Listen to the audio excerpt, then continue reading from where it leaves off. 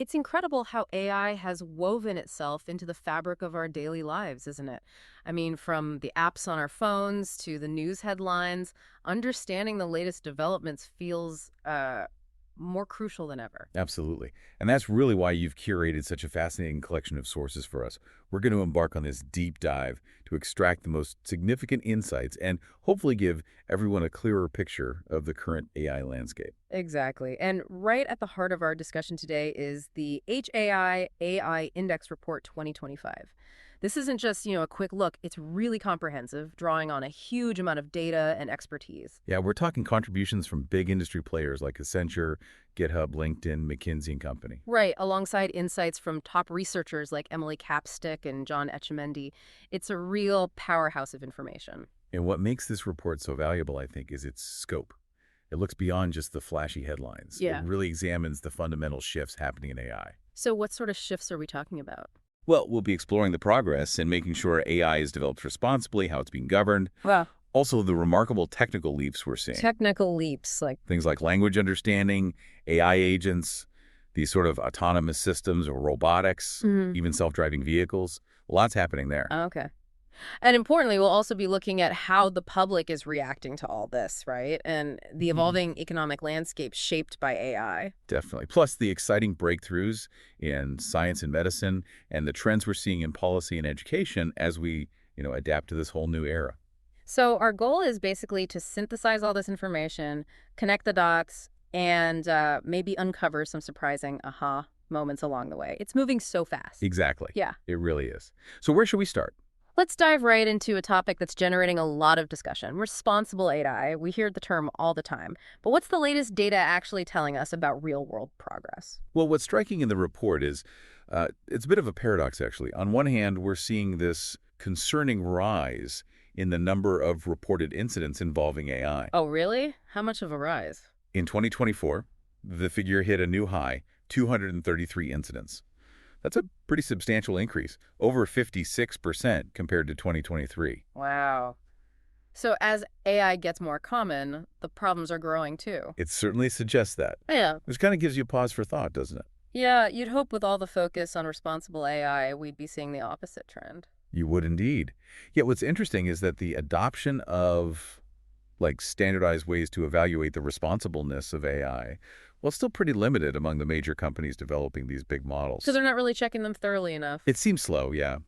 The report does highlight promising new tools, emerging Helm, safety, AirBench, FactDS things designed to check truthfulness, safety, crucial stuff. But they're not being widely used yet. There seems to be a lag between, acknowledging the risks and actually putting rigorous, consistent evaluations in place to manage them. A gap between talk and action, maybe. That's a fair way to put it. It seems there's still a considerable gap between understanding the importance of responsible AI and putting concrete measures in place. So the desire might be there, but the consistent action is still catching up. Feels like it. But looking at it from another angle, the report does point to a growing sense of urgency among governments globally. Okay, that's more encouraging. Yeah, in 2024, we saw increased international cooperation focused on setting up frameworks for AI governance. Which organizations are involved in that? Several key ones. The OECD, the European Union, they passed their AI Act in June 2024, which is huge. Right, the EU AI Act. That categorizes AI by risk, doesn't it? Exactly, and it mandates transparency for certain types. Then you have the UN and even the African Union launched its Continental AI Strategy in July 2024. Interesting. What's the common theme there? A big focus on principles like transparency, making AI systems understandable, and building trust in how they operate. So a real governmental push for guardrails. Precisely. It reflects this growing awareness of AI's potential societal impact. Now, let's pivot to something really fundamental. The data these systems are trained on. The report talks about the shrinking data commons. The shrinking data commons. What does that mean? Essentially, it means there's less openly accessible data available for training AI models. Between 2023 and 2024, restrictions on data use really ramped up. How so? More websites are basically putting up fences, implementing anti-scraping measures to stop their content being automatically collected for AI training. Okay, and why is that trend important? Well, think about the variety of information these models learn from. The report notes that in one big data set, C4, the amount of restricted text jumped from maybe 5-7% up to 20-33%. It's a big chunk. And the consequence? It could impact data diversity, how well models understand different perspectives, how well they align with human values, maybe even how scalable they are in the long run. So a less diverse training diet could lead to maybe less versatile or even more biased AI. That's a key concern, yeah. And speaking of what goes into these models, let's talk about transparency in the research itself. How open are they being? Is there any progress there? Some positive movement, actually. The Well, Foundation Model Transparency Index, it measures things like openness about training data, deployment details. The average score went up oh, good. How much? from about 37% in October 2023 to 58% in May 2024. Okay, so better, but still a way to go from fully transparent. Exactly. It's encouraging, gives us a snapshot, but 58%, well, it suggests there's still considerable room for improvement and openness. Makes sense. Understanding how these things are built is pretty crucial, especially as they get more powerful. Now, the report also hits on bias again, right? That old chestnut. Yes, and it's still a persistent worry. The report highlights that even these huge language models, ones explicitly designed to be unbiased, can still show implicit biases. Like what? Well, models like GPT-4, Claude 3, Sonnet, they still sometimes associate negative terms more often with certain demographic groups. That's... No. Or associate women more with humanities than STEM, or favor men for leadership roles. It's subtle sometimes, but it's there. Even though the standard bias tests might look better. Exactly. While scores on those benchmarks have improved, the underlying issue seems deeply rooted, probably in that massive training data. It's a reminder that even with careful work, these biases creep in. And what about more overt harms, like misinformation, especially around elections? The report points to that too. An increase in using AI to create and spread misleading election info globally in 2024, across various platforms, even in the U.S. presidential election. Because AI makes it so easy to generate realistic fake stuff. Precisely. Text, images. It's a powerful tool for that, unfortunately. But do we know if it actually worked? Did it sway votes? That's the tricky part. While we see more activity, the actual measurable impact on election results, that's still being studied. The potential is obviously worrying, though. Definitely.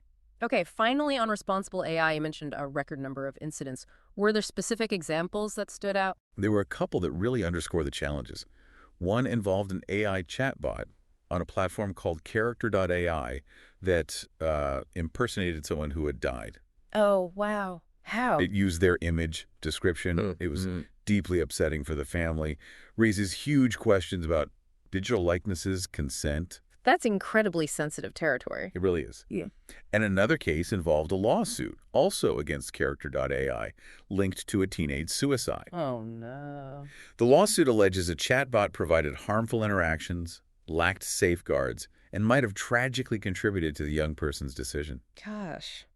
Those are really sobering examples. They really highlight the real-world stakes here. Absolutely. The responsibilities are enormous. Okay, let's shift gears a bit. Let's talk about the actual tech, the performance side. What were the big technical highlights in 2024? Well, on the tech front, 2024 was definitely a year of significant strides. We saw major new model launches, and importantly, these open-weight models, the ones where parameters are public, they showed really impressive performance gains. OP-weight models getting better. That sounds like it could make powerful AI more accessible, maybe. It's a very promising trend, yeah. And the report also emphasizes something else. Smaller models getting surprisingly good. Smaller, but still powerful. Exactly. Like Microsoft's Phi 3 Mini. Only 3.8 billion parameters, but it scored over 60% on the MMLU benchmark. How does that compare? Well, just a couple of years ago, in 2022, a model like Paul M needed like 540 billion parameters to get similar results. Whoa, that's a massive difference in size. It really is, like getting similar horsepower from a much, much smaller engine. Okay, cool. What about language specifically? How are models like GPT-4o and Claude doing? They continue their rapid evolution. Models like GPT-4o, Claude 3.5, Gemini, they're now incredibly skilled at generating really coherent, sophisticated text. And they're getting better at reasoning across different types of info, text, audio, images, multimodal reasoning. So they're becoming more versatile, handling different kinds of data. Exactly. And researchers keep pushing the boundaries with tougher tests. There's a new benchmark called MMLU Pro, harder than the standard one. DeepSeek R1 scored a really high 84% on that. So as the models get better, the tests have to get harder just to keep up. That's the game, yeah. And we're also seeing interesting ways to gauge public preference, like the Chatbot Arena leaderboard. Oh yeah, where people vote on which chatbot response they like better. That's the one. Over 1 million votes cast by early 2025. One of Google's Gemini models ranked really highly there. But interestingly, the performance gap between the very top models, it seems to be narrowing. So the leaders are getting really close in capability. Looks that way. And to make evaluating them easier, or maybe more consistent, we're seeing automated benchmarking tools pop up. Things like Bench Builder and Arena Hard Auto. Using AI to test AI. Kind of, yeah. They generate challenging prompts automatically. Plus, there's WildBench, which focuses specifically on how well these models handle real-world questions, not just academic ones. It seems like a whole science is developing just around evaluating AI. What about more advanced reasoning, beyond just generating text? Yeah, that's where models like OpenAI's O1 and O3 are making waves. They seem to show really advanced reasoning capabilities. How? What are they doing differently? Part of it is techniques like chain of thought, breaking problems down step by step, and iterative answer checking, where the model basically double-checks its own work. And that leads to better results in complex areas. Apparently so. They've shown impressive results in tough domains like programming, quantum physics, logic.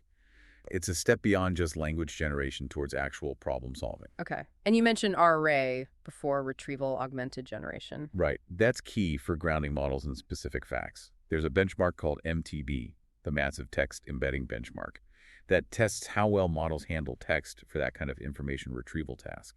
Got it. Okay, that covers language pretty well. What about images and video? How's AI doing visually? Another area of really rapid progress. In 2024, AI systems finally hit the human baseline on the Visual Common Sense Reasoning Benchmark, VCR. Human baseline, what does that mean? It means on that specific test, AI could understand and reason about visual scenarios as well as humans typically do. It requires not just seeing what's in an image, but understanding relationships, common sense stuff. A big milestone. So AI's now got visual common sense, at least according to that test. On that benchmark, yes. And video generation. Also huge leaps. Meta's Movie Gen now lets you edit based on instructions, make personalized videos. And Google's VO too? Right. Internal tests suggest it's outperforming competitors in user preference. Yeah. These models are generating longer, higher-res videos, offering more control. Feels like AI-generated video is getting really close to being, everywhere. Now, you also mentioned reasoning beyond just language and vision. Yes, quick example. DeepMind's Alpha Geometry 2 solved a really tough geometry problem from the International Mathematical Olympiad. An IMO problem. Wow, how fast? 24 seconds. Okay, that's impressive automated reasoning. Definitely. And there are other tough benchmarks, too. MMMU tests, reasoning across expert domains using different data types. OpenAI's O1 did well there, 78.2%. And RCAGI, which aims for more general intelligence. OpenAI's O3 hit 75.7%, even higher with more computing power. These sound like some serious cognitive leaps. What about AI agents? That's a term we hear a lot now. Absolutely. AI agents, basically AI systems designed to do complex tasks more autonomously.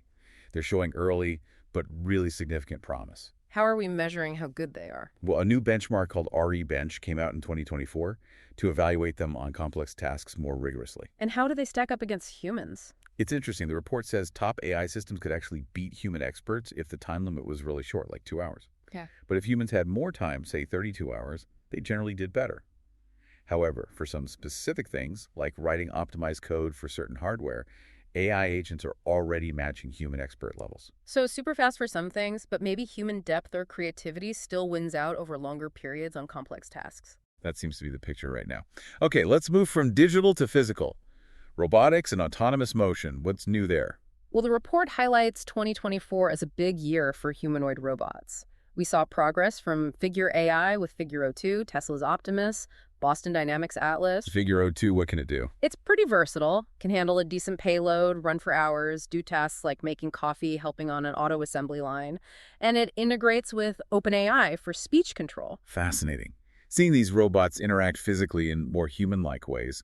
What about other robotic advances? DeepMind's Aloha system is getting better at intricate manipulation, like fine motor skills. And their Sarah system helps robots understand 3D spaces and process images faster. And this push towards foundational models for robotics. Yeah, that's a big deal. NVIDIA announced GR00T Generalist Robot 000 technology. It's a foundation model meant to understand language instructions, mimic human movements, aiming for more adaptable robots. So they're building a whole ecosystem around it. Exactly. Data pipelines, simulation tools, even a dedicated robotics computer called Thor. The goal is really to accelerate progress towards more general-purpose robots. Robots that can learn new skills more easily. That's the dream, isn't it? Okay, let's shift gears one more time. Self-driving cars. Feels like we've been hearing about them forever. What's the latest? The report acknowledges it's been slower than maybe predicted for widespread adoption, but self-driving taxis are operating commercially now. Cities like San Francisco, Phoenix, Waymo's logging millions of rider-only miles. And China seems to be moving really fast, right? Yeah, companies like Baidu's Apollo Go and Pony.ai are leading a charge there. Apollo Go reported nearly 1 million rides in just one quarter, massively expanding its robotaxi fleet. So China's really pushing testing and deployment. Across loads of cities, yeah. And the cost there is becoming competitive with regular ride-hailing. Even in Europe, startups like Wave are gaining traction. Interesting. China potentially pulling ahead in deployment. Any cool tech innovations in the cars themselves? Tesla showed off its Cybercab and RoboVin concepts. Baidu's RT6 robotaxi is designed for cost-effectiveness, even has swappable batteries. So lots of focus on making it practical and scalable. Okay, definitely a lot happening on the technical side across the board. Let's pivot again. What does the public think about all this? Public opinion. Globally, the trend seems cautiously optimistic about AI products and services anyway. How so? Well, the report found that in 18 out of 26 countries surveyed, more people in 2024 thought the benefits of AI outweigh the drawbacks compared to 2022. The overall number went up slightly, from 52% to 55%. Cautiously optimistic. Okay, but I bet that feeling isn't the same everywhere. Not at all. Big regional differences. People in Asia and Latin America tend to be way more optimistic. Like where? China, Mexico, India, big majorities there see more benefits than risks. But folks in Europe and the Anglosphere, UK, Australia, Canada, US tend to be more skeptical. Huh. That's a really interesting split. Any idea why? Could be lots of things. Cultural views on tech, how much AI people encounter daily, maybe different levels of concern about the downsides. The report also notes this growing global skepticism about AI companies themselves. Skepticism about what? About whether they're behaving ethically. And trust in AI fairness seems to be dropping. Fewer people globally think AI is unbiased, and confidence in data protection by these companies is down too. That lack of trust could be a real hurdle for adoption, couldn't it? What about specific things like self-driving cars? You mentioned the U.S. was skeptical. Still is. Distrust remains high in the U.S. A recent survey found 61% fear them. Only 13% trust them. Wow, 61% fear. Has that changed much? Fear is down slightly from a 2023 peak, but it's still higher than back in 2021. So despite the tech progress we talked about, many Americans are still hesitant. Okay. What about policymakers? People making the rules? What do they think about regulating AI? Interestingly, among local U.S. policymakers, there seems to be broad support for regulation. Really? How broad? In 2023, almost 74% agreed AI should be regulated somehow. That's up quite a bit from around 56% in 2022. And is that across the political spectrum? Support was stronger among Democrats, but agreement increased among Republicans too. So a growing consensus, at least locally in the U.S., that some oversight is needed. Okay, that makes sense. Now let's talk money, the economic impact. Any big AI-related economic events in 2024 that stood out? Oh yeah, 2024 was huge for AI economics. We saw Microsoft basically hire a big chunk of Inflection AI staff and license their models. Big money involved, like $650 million. Wow. What else? CoreWeave, the AI cloud provider, got $1.1 billion in funding. Scale AI, the data annotation company, raised $1 billion. Yeah. And there were massive energy deals to power AI, Microsoft buying nuclear power from Constellation, Google planning to buy nuclear too. OpenAI raised another $6.6 billion.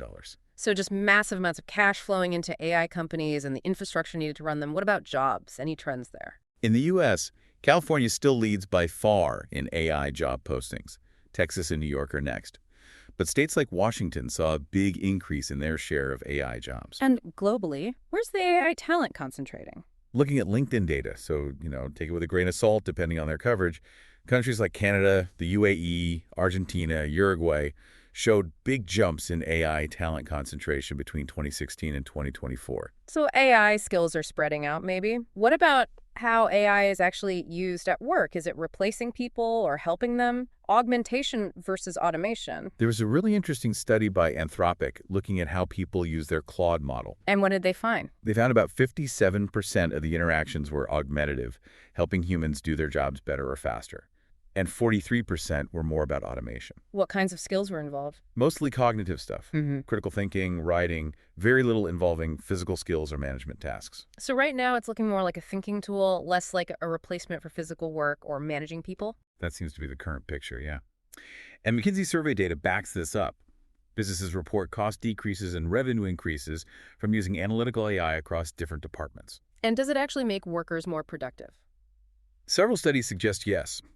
Building on earlier work, research continues to show AI boosting productivity and maybe even narrowing skill gaps in areas like customer support, consulting, software engineering. One survey in Romania found a strong link between high AI use at work and big productivity gains. Okay, so the economic benefits seem pretty real, especially for companies actively using AI. Let's switch to science and medicine, always exciting applications there. Key AI milestones in 2024. Definitely. One big trend is a continued surge in FDA-approved AI medical devices hit 223 by the end of 2023.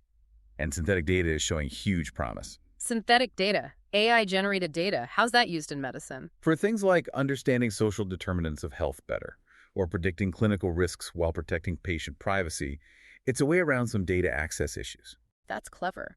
What about specific breakthroughs? Protein folding was a big one for AI, right? Absolutely. 2024 saw more powerful models like ESM3 and AlphaFold3. They're getting incredibly accurate at predicting protein structures vital for biology and drug development. AlphaFold 3, what's special about that one? It showed really strong performance predicting how drugs might bind to proteins. And crucially, it's open source now, available for researchers everywhere. Plus, public protein databases are growing fast too. So AI is really accelerating basic biological science. What about actual clinical use in hospitals and clinics? Well, in medical imaging, AI is used more and more. But there are still issues with training data bias often skewed towards U.S. populations and a lack of good 3D medical image data sets. Okay, so challenges remain in imaging. What about non-imaging stuff? A lot of focus there is on using NLP, natural language processing, to help doctors with knowledge and decision-making. Studies show models like GPT-4 can positively impact patient care tasks. And those AI scribes we hear about, the ones that listen to appointments. Yeah, ambient AI scribes. They automatically transcribe and summarize doctor-patient chats. Big systems like Kaiser Permanente are piloting them, reporting significant time savings for doctors. We also saw AI used successfully for screening for things like peripheral artery disease. So it's helping with diagnosis and easing the admin burden. Seems like it. Plus, using AI to understand social factors in health, and using that synthetic data for risk prediction safely. Lots going on. Any specific AI foundation models built just for science? Yep, several notable ones in 2024, Aurora for Earth science forecasting, Fuzzbert for physics text analysis, Google DeepMind's GenCast for weather, And AlphaQuibit. right, for quantum error detection, alongside Google's new quantum chip Willow. So, tailored AI tools for diverse scientific fields. It's amazing how broad the applications are becoming. Okay, let's look at policy and governance again. Big global AI policy news in 2024. Definitely a busy year. The EU AI Act passing the European Parliament was massive, setting that comprehensive framework. India revised its self-regulation guidelines and launched the India AI mission with serious funding, $1.25 billion. France fined Google over using copyrighted stuff for training. And the European Commission AI Office put out a draft code of practice for general-purpose AI. So lots of governments trying to get a handle on this through rules and investment. Speaking of investment, how does public funding differ, say, between the U.S. and Europe? It's quite different. In the U.S., the Department of Defense is the biggest government investor in AI. And Europe? In 2023, European public AI investment was much more focused on public services, education, health. Defense was a much smaller slice compared to the U.S. Highlights different priorities, really. Interesting divergence there. Okay, finally, education. How is AI impacting schools and learning? In the U.S., there was a slight increase in access to and enrollment in high school computer science courses. That's good. Okay. But big gaps persist based on race, school size, location, income, gender, disability. Equity is still a major challenge. What about higher education? We saw the number of master's degrees awarded in AI in the U.S. nearly double between 2022 and 2023, suggests a big pipeline building at the graduate level. And internationally, any guidelines? UNESCO put out guidelines for AI in education, covering K-12 and higher ed, aiming to use AI to meet global education goals. The key takeaway seems to be the need to intentionally design an equitable AI education system, one that teaches ethics alongside the tech. So progress, but a real need to focus on fairness and responsibility right from the start in education. Okay, wow. That was an incredibly insightful deep dive drawing on all those sources. If you had to summarize the key takeaways for our listeners. I'd say first, the pace of technical advancement is just relentless. More sophisticated language models, vision breakthroughs, agents, robotics. It's moving fast.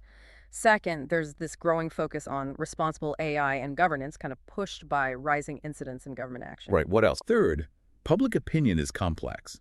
Generally optimistic globally, but with big regional differences and rising concerns about ethics and fairness. Fourth, the economic impacts are becoming undeniable. Huge investments, shifting jobs, real productivity gains. In science and policy. Fifth, science and medicine are being transformed, from basic research to clinical care. And finally, policy and education are racing to adapt, but big challenges remain around things like equity and global coordination. Yeah, there are definitely some aha moments for me, like the speed of those smaller models and the whole issue with the shrinking data commons. Didn't realize that was becoming such a factor. It's just so dynamic. It really is. Everything's connected. Yeah. Which leads to maybe a final thought for everyone listening. Mhm. Thinking about all these trends, the tech, the ethics, the public view, the policy, what specific area of AI development or its impact feels most pressing or maybe most promising to you? And what other questions does this raise? Because understanding how these pieces fit together is going to be crucial as we navigate this future. Oh, yeah. That's a great question to leave people with. Thank you so much for guiding us through this incredible wealth of information in this deep dive. It's been fascinating.